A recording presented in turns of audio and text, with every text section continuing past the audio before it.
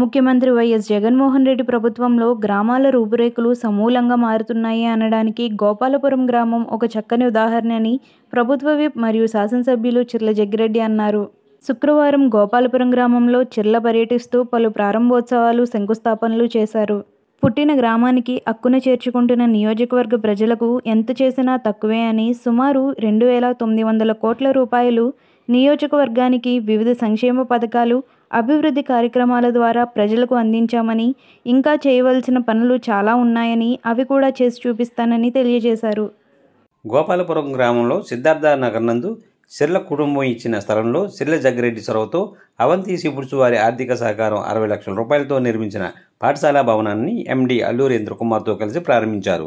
అదేవిధంగా గోపాలపురం గ్రామంలో 58 కోట్ల రూపాయలతో వివిధ అభివృద్ధి కార్యక్రమాలు చేయడం జరిగిందని తెలిపారు. అభివృద్ధి, సంక్షేమం రెండు కళ్ళుగా భావిస్తూ సంక్షేమ పథకాలను నేరుగా మన ఇంటికే పంపిస్తున్న ముఖ్యమంత్రి జగన్మోహన్ రెడ్డి ప్రభుత్వానికి 2024లో జరిగే ఎన్నికలలో ప్రజలందరూ మద్దతు ఇవ్వాలని పిలుపునిచ్చారు.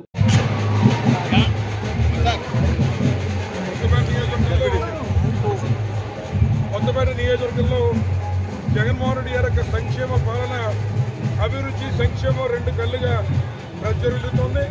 ముఖ్యంగా నేడు నా స్వగ్రామైనటువంటి గోపాలపురం గ్రామంలోనే డీబీటీ, నాన్ డీబీటీ ద్వారా సుమారు 58 కోట్ల రూపాయలు నిధులతో ఈ గ్రామాన్ని సుమారు 9 కోట్ల రూపాయల డబుల్ రోడ్డు కానీ, అలాగే 2,30 లక్షల రూపాయల మంచినీటి వసతి కానీ, అదే అనేక కమ్యూనిటీ హాళ్ళు కానీ, దేవాలయాలు కానీ, చర్చిలు కానీ, ఇలా అనేక కార్యక్రమాలు నేడు గోపాలపురం గ్రామంలో జరుగుతూ ఉన్నాయి.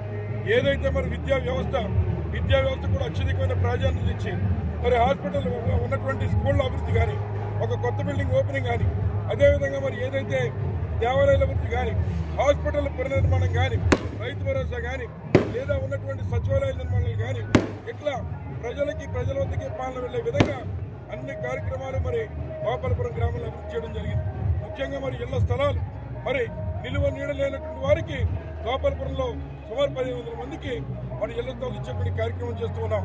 మరి ఇవన్నీ కూడా ఒక్క జగన్మోహన్ రెడ్డి గారు 4.5 సంవత్సరాల్లో చేస్తే, ఒక్క సంక్షేమ కార్యక్రమం కూడా నేను 14 సంవత్సరాలు ముఖ్యమంత్రి చేశాను కానీ ఒక్క స్కీమ్ కూడా చెప్పుకోవడానికి లేదనే పరిస్థితి మరి నారా చంద్రబాబు నాయుడు గారికి దాపరిచ్చింది. అందుకే అసలైనటువంటి చంద్రబాబు నాయుడు గారు ఇవాళ పవన్ కళ్యాణ్ బీజేపీనో వాళ్ళు వీళ్ళు అని చెప్పి నెత్తుకుంటారని కూడా ఈ సందర్భంగా తెలియజేస్తూ, మళ్ళీ ఈ రాష్ట్రంలో 175 జగన్మోహన్ రెడ్డి గారి సంక్షేమ పాలన మళ్ళీ జెండా పార్టీ ఖాయమని ఈ సందర్భంగా తెలియజేస్తూ సెలవు తీసుకున్నారు. ధన్యవాదాలు.